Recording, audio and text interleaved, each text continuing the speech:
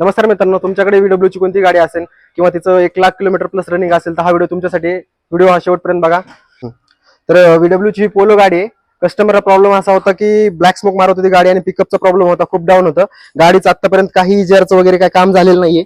तर बघू शकता कार्बन हा खूप प्रमाणात गाडीमध्ये इंटेक झाला होता.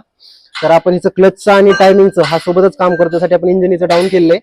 ह्याच्यामध्ये ॲट अ टाइम तिन्ही आपले काम होते, EGR, इंटरकूलर, इंटेक मॅनिफोल्ड आणि क्लचचं वर्क होते आणि टायमिंगचं पण. 1,00,000 किलोमीटर हा काम करायच लागतं आपल्याला. EGR हा 30,000 किलोमीटर नंतर करायचा, जेणेकरून गाडीचं पिकअप आणि परफॉर्मन्स चांगलं राहतं आणि ब्लॅक स्मोक पण मारत नाही गाडी.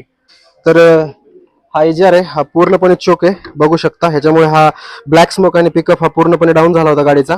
कस्टमरला खूप प्रॉब्लेम येतो ब्लॅक स्मोकचा आणि पिकअप पण घेत नव्हती गाडी. तर आपण हा पूर्णपणे काढलेला आहे. आता ह्याला क्लिनिंग करतो प्रॉपरपणे. हा इंटेक मॅनिफोल्ड बघू शकता, हे पण पूर्णपणे हा कार्बनने भरलेला आहे, हा बघा.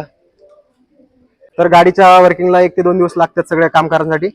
जर तुम्हाला वाटत असेल तुमच्या गाडीमध्ये हा प्रॉब्लेम नकोय तर प्रत्येकी 1,00,000 किलोमीटरच्या नंतर टायमिंगचं आणि EGRचं काम करून घ्या.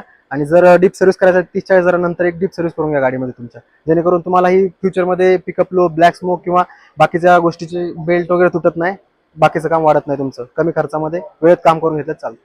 अशाच टेक्निकल माहितीसाठी आमच्या पेजला फॉलो करा, शेअर करा आपल्या मित्रांसोबत व्हिडिओ.